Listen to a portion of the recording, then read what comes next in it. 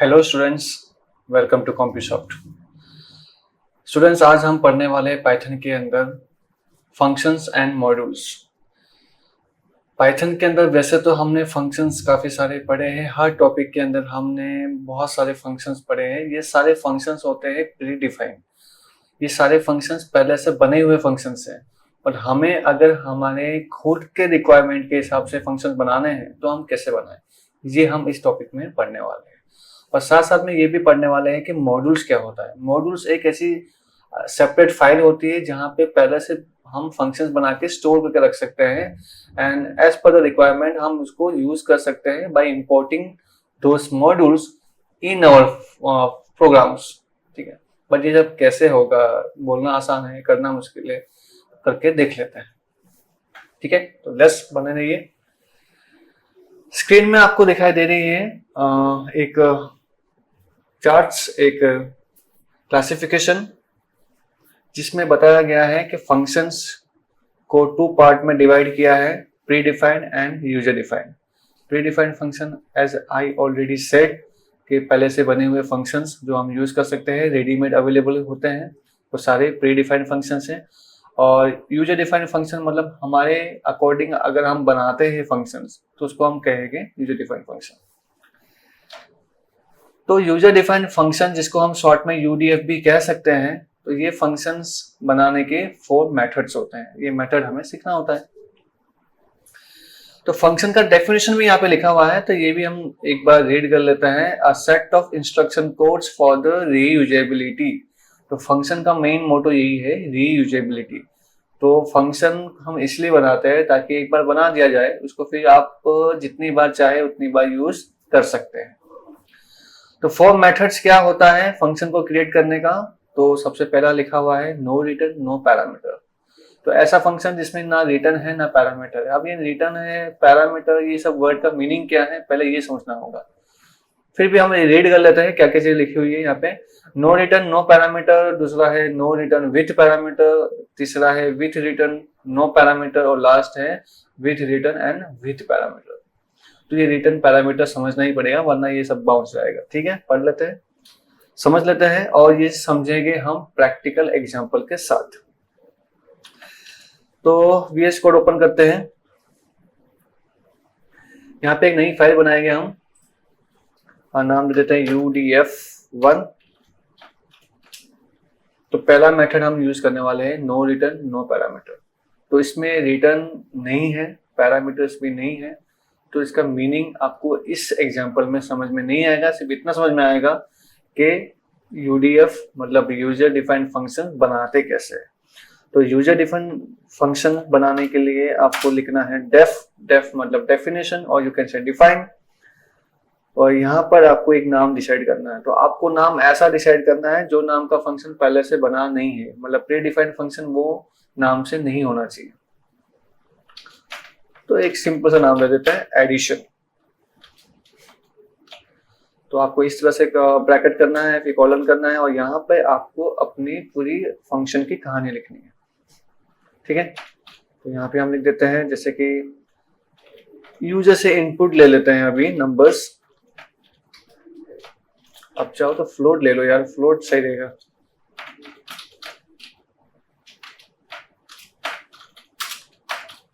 Enter first number.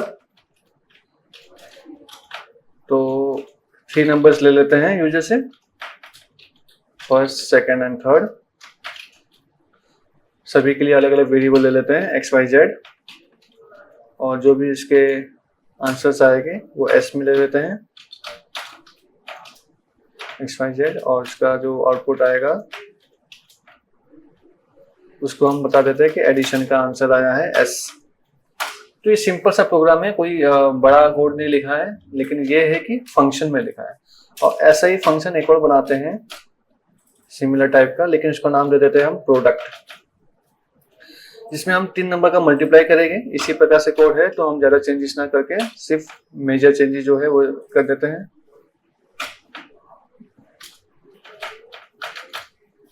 ठीक है, तो ये हमारा कोड हो गया रेडी। अब अगर हम इसको रन करेंगे तो हमें कुछ नहीं मिलेगा। क्यों? इतना सब लिखा तो कुछ मिलना तो चाहिए। नहीं मिलेगा, बिकॉज आपने फंक्शन बना दिया है, उसका बॉडी आपने लिख दिया है, फंक्शन का डेफिनेशन आपने लिख दिया है, लेकिन फंक्शन को आपने अभी तक यूज नहीं किया। तो फंक्शन को यूज करना मीन्स फंक्शन को कॉल करना। तो बॉटम ऑफ द फाइल आपको नाम मेंशन करना है कि कौन सा फंक्शन आपको पहले एग्जीक्यूट करना है आउट ऑफ दिस 2। लेकिन अगर आपने 5-6 बनाया तो आप जो नाम पहले लिखोगे वो पहले रन होगा। तो जैसे मैंने यहाँ पे लिख दिया प्रोडक्ट, इस तरह से लिखना है, ठीक है।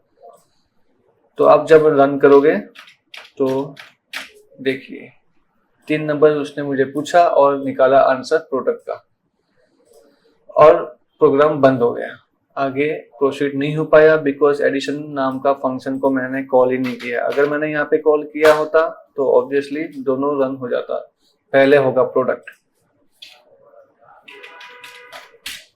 ठीक है, फिर होगा एडिशन। आई थिंक आपको समझ में आ गया। इसमें ना रिटर्न है ना पैरामीटर है, तो वो चीज आपको समझ में आएगी आगे नेक्स्ट एग्जांपल में। नेक्स्ट एग्जांपल में हम रिटर्न तो यूज नहीं करेंगे लेकिन पैरामीटर जरूर यूज करेंगे। अब वो कैसे करेंगे देखिए। ये फर्स्ट एग्जांपल में हमने 3 नंबर यहाँ पे भी लिया हुआ है एडिशन के लिए, 3 नंबर प्रोडक्ट के लिए भी यूज कर रहे हैं। क्यों ना हम ऐसा प्रोग्राम बनाए ये 3 नंबर एक ही बार पूछे, वही 3 नंबर का एडिशन भी हो जाए और प्रोडक्ट भी हो जाए, ऐसा हमें करना है। तो हम इसको थोड़ा सा कॉपी एंड पेस्ट करेंगे यहाँ पे, थोड़ा नहीं पूरा ही कर देंगे। अब इसमें हम ये 3 नंबर पूछने वाला जो काम है ना, उसको हम वहां से हटा के बॉटम ऑफ द फाइल ले लेते हैं। और याद रखिए जो बॉटम ऑफ द फाइल जो हम लिख रहे हैं, मतलब आउटसाइड द फंक्शन जो लिख रहे हैं, वहां से ही प्रोग्राम आपका शुरू होता है। तो फंक्शन की बॉडी में आपने ज्यादा कुछ लिखा ही नहीं है, 2 लाइन का कोड है। तो ये XYZ को हम पास ऑन करेंगे, ठीक है। अब देखिए ये जो XYZ है और ये जो XYZ है ये दोनों अलग है। कहने का मतलब ये है कि यहाँ पे आप अलग वेरिएबल भी लेके इसको यूज कर सकते हैं। जैसे कि मैं आपको समझाना चाहूंगा कि यहाँ पे मैंने लिया है A, B and C। तो मैं प्रोडक्ट में लिख रहा हूँ A, B, C, एडिशन के ब्रैकेट में भी लिख रहा हूँ A, B, C। तो प्रोग्राम आपका शुरू तो यहीं से होगा। आपको पहले ये 3 नंबर पूछेगा ABC के अंदर, फिर आप यहाँ से प्रोडक्ट को कॉल कर रहे हैं तो ABC को लेके जाएगा प्रोडक्ट के पास, और यहाँ पे ब्रैकेट में XYZ लिखा है। तो A, B और C की वैल्यू रिस्पेक्टिवली XYZ को मिल जाएगी और वहां से वो मल्टीप्लाई करके आंसर दे देगा इसके अंदर, S के अंदर, ठीक है। होप आपको समझ में आ गया होगा। सिमिलरली यहाँ पे भी हमें XYZ लिखना होगा। एक बार रन करके देख लेते हैं फिर और समझाऊंगा। हाँ फ्लोट है, फ्लोट है, फ्लोट है, फ्लोट है, तो क्या प्रॉब्लम है?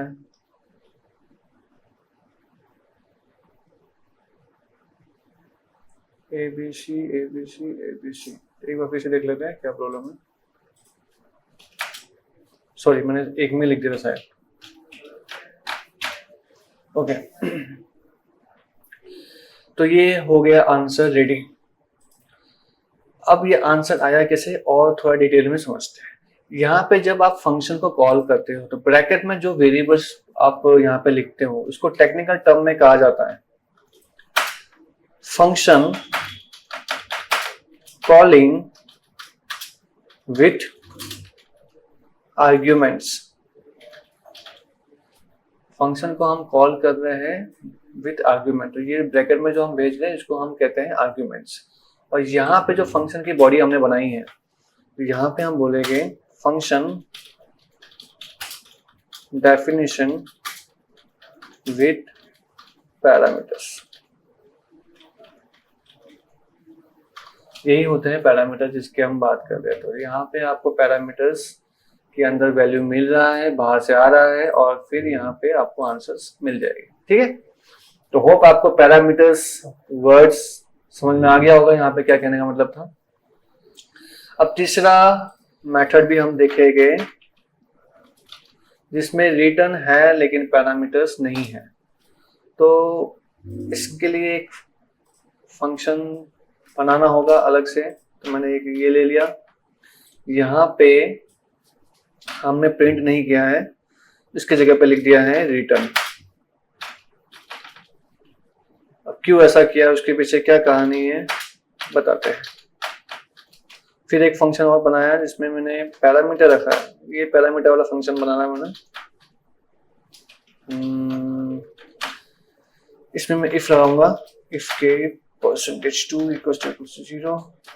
तो ये लॉजिक आपको पता ही होगा, ये इवन ऑड का लॉजिक है।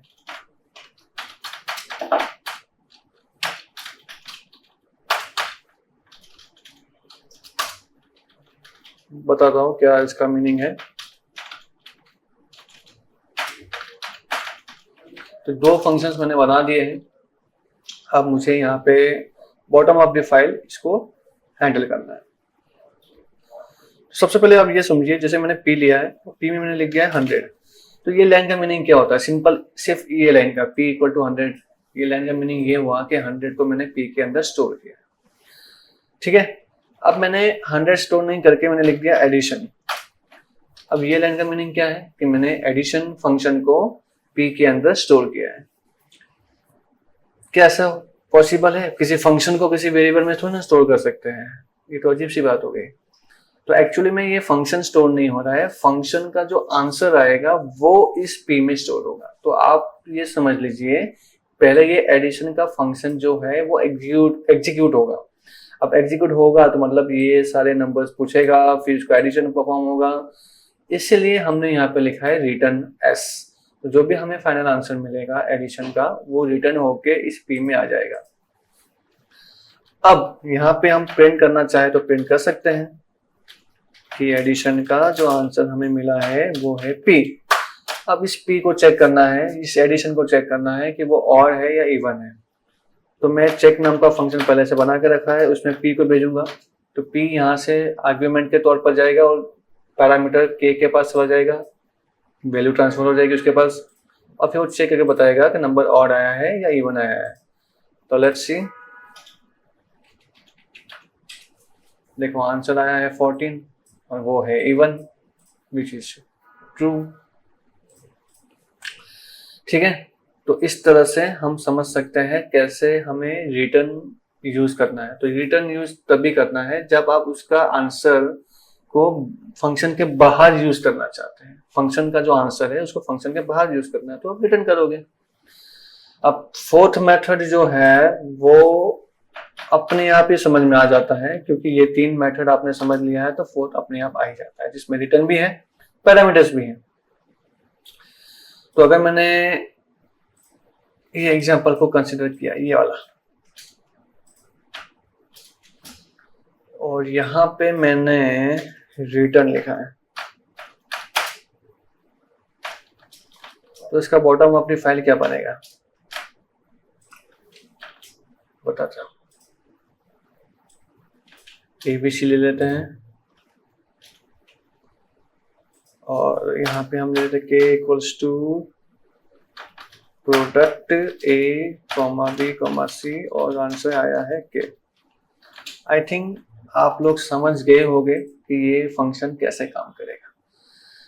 सबसे पहले यहाँ से प्रोग्राम का एग्जीक्यूशन स्टार्ट हो जाएगा। A, B and C तीनों नंबर्स आपसे पूछेगा, आपने नंबर टाइप कर दिया, फिर ये प्रोडक्ट वाला फंक्शन कॉल होगा, उसमें A, B, C की वैल्यू लेके जाएगा, X, Y, Z को पास करेगा, फिर उसकी कैलकुलेशंस होगी एंड देन S के अंदर जो आंसर आएगा वो रिटर्न होके K में आएगा और K will be the answer.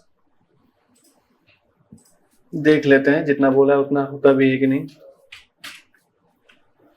तो आउटपुट में आपको ज्यादा कुछ इतना वैरायटी चेंजेस नहीं मिलेगा, बट ये है कि इंटरनली प्रोसेस किया हुआ ये हमने समझ लिया। तो होप आपको ये समझ में आ गया होगा। 4 अलग अलग मेथड्स बताए यहाँ पे, वही मेथड को मैंने फॉलो करके सॉल्व किया। तो कौन सा मेथड कब यूज करना है ये सारा डिपेंड करता है कि आपकी रिक्वायरमेंट क्या है या फिर क्वेश्चंस में क्या मेंशन किया है, वो आप देख सकते हैं। ठीक है, आगे हमें क्या देखना है? आगे हमें ये देखना है what is Python module. Python modules क्या होता है, तो यहाँ पे डेफिनेशन को समझते हैं। अब module is a simply Python file whereas classes, functions and variables are defined. Grouping similar code into a single file make it easy to access.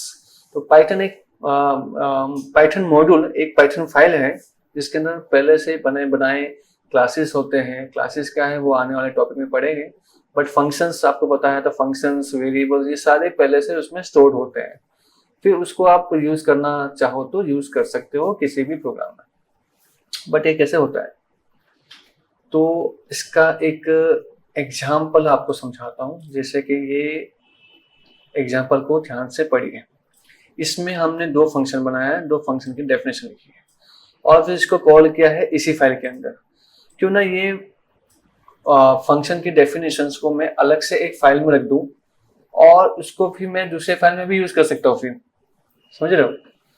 तो इसको हम अभी कॉपी कर लेते हैं, एक नई फाइल बनाते हैं जिसका नाम रख देते हैं माई मॉड्यूल्स।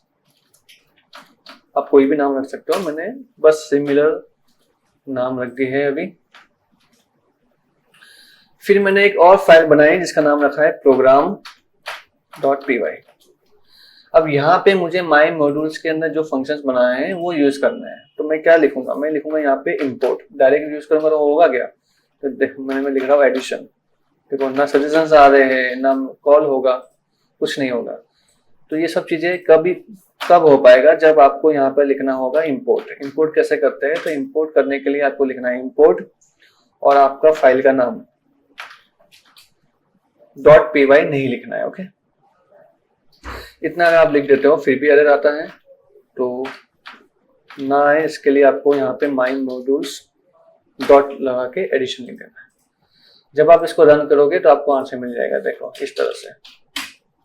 ठीक है, तो ये एक तरीका बताया मैंने मॉड्यूल को इंपोर्ट करने का। लेकिन एक और तरीका भी है, अगर आप ये नहीं चाहते हैं तो एक और तरीका बताता हूँ, थोड़ा शॉर्टकट बताता हूँ। इसको आप एक एलियास नेम दे दो, एक शॉर्ट नेम दे दो, जैसे कि मैंने दे दिया एम। फिर आपको इतने बड़े बड़े नाम लिखने की जरूरत नहीं पड़ेगी, आप सिर्फ एम लिख सकते हैं। तो इस तरह से भी आप यूज कर सकते हैं। देखो काम बन रहा है आपका। ठीक है, अगर आप इस तरह से भी नहीं इंपोर्ट करना चाहते हो तो एक और तरीका है from my modules import star, ऐसे भी लिख सकते हो। तो इसमें फिर आपको एम लिखने की भी जरूरत नहीं है, सीधा डायरेक्ट। देखो हो गया काम। ठीक है, अब ये जो लास्ट मेथड है इसमें सिर्फ एक चीज और पॉसिबल है कि इंस्टेड ऑफ स्टार, स्टार का मतलब क्या होता है, ऑल द फंक्शंस। हालांकि उन दोनों में भी ऑल द फंक्शंस ही होता है, लेकिन इसमें स्टार स्पेसिफाई किया है, मतलब आप सिलेक्टेड भी कर सकते हो। जैसे मुझे सिर्फ एडिशन का ही चाहिए तो एडिशन लिख दीजिए, तो हो ही जाएगा, क्योंकि एडिशन किया एडिशन लिख दिया। लेकिन अगर आपने मल्टीप्लाई का फंक्शन लिख दिया, क्या नाम था उसका, प्रोडक्ट, इसमें आ भी नहीं रहा है सजेशन, प्रोडक्ट, तो ये एरर दिखा रहा है। ऑब्वियसली रन होगा ही नहीं, फिर भी आप ट्राई करेंगे। ठीक है, क्योंकि यहाँ पे सिर्फ मैंने एडिशन को ही इंपोर्ट किया। अगर मैंने स्टार लिखा होता तो देखो एरर हट गया। अब आप रन करके देख लीजिए, आपको आंसर मिल जाएगा। देखो ठीक है, तो इस तरह से आप मॉड्यूल मतलब आपका सेपरेट एक पाइथन फंक्शंस की फाइल बना सकते हो, उसको फिर इंपोर्ट कर सकते हो। ये रहे अलग अलग मेथड्स इंपोर्ट करने के लिए मॉड्यूल को। तो ये आप एक बार देख लीजिए, ये चीज हमने देखा अभी तक। ये कुछ इनबिल्ट मॉड्यूल्स हैं, जैसे कि सबसे पहला बताया है मैथ मॉड्यूल। इसमें आपको ये मैथमेटिकल फंक्शन मिल जाते हैं, तो जब भी ऐसे मैथमेटिकल फंक्शन यूज करना हो तो आप ये सब यूज कर सकते हो। ठीक है, तो ये आपकी रिक्वायरमेंट के हिसाब से आपको याद रखना है। फिर एक आता है रैंडम मॉड्यूल। रैंडम मॉड्यूल में भी आपको कुछ दो फंक्शन मिल रहे हैं, एक रैंडम नाम से मिल रहा है और रैंडम इंट मिल रहा है। रैंडम फंक्शन इतना यूजेबल नहीं है, क्योंकि इसमें रैंडम नंबर जनरेट होता है बिटवीन 0 and 1। तो 0 और 1 के बीच में रैंडम नंबर जनरेट होना मतलब 0 पॉइंट समथिंग। ठीक है, ऐसे नंबर्स यहाँ पे हो गए। और रैंडम इंट फंक्शन जो है इसके अंदर रैंडम नंबर जनरेट होगा बिटवीन x and y। तो वो नंबर आप स्पेसिफाई कर सकते हो, तो उसमें कोई भी रैंडम नंबर जनरेट हो जाएगा। तो ये थोड़ा सा काम है इसका, तो एक बार देख लेते हैं। जैसे यहीं पे कर लेते हैं, एक तो इसके लिए हम इंपोर्ट करेंगे इंपोर्ट रैंडम एस आर नाम इसको मैंने दे दिया है एलियास। तो x equals to R dot random int, यहाँ पे हम दे देते हैं, जैसे मुझे 4 डिजिट का रैंडम नंबर चाहिए तो मैं लिख रहा हूँ smallest value is 1000, biggest value is 9999। So when I run the program, देखिए एक नंबर आएगा इसमें, पहले तो इसको लिखना पड़ेगा। देखो लास्ट में एक नंबर मिल रहा है रैंडमली। एवरी टाइम आप रन करोगे कुछ अलग ही मिलेगा, बिकॉज ये एक रैंडम नंबर्स हैं, तो इसको कभी भी कैसे भी यूज करना चाहो तो कर सकते हो, ठीक है। ओके, फाइनली खत्म हो गया है, और ये सारे क्वेश्चंस की लिस्ट है जो आपके लिए प्रैक्टिस करना है, आपको ट्राई करना है। If you face any doubt any difficulties you may ask. तो कितने क्वेश्चंस हैं वैसे, यहाँ पे 4 दिखाई दे रहा है, बट और 4 है, टोटल 8 है। तो 8 क्वेश्चंस की आप प्रैक्टिस कर लीजिए। कोई भी डाउट हो, कोई भी प्रॉब्लम हो, आप मुझे पूछ सकते हो। और आने वाले चैप्टर्स में और भी डिफरेंट टॉपिक्स हैं, इंटरेस्टिंग टॉपिक्स हैं जो हम कवर करेंगे। तब तक के लिए goodbye, take care, thank you.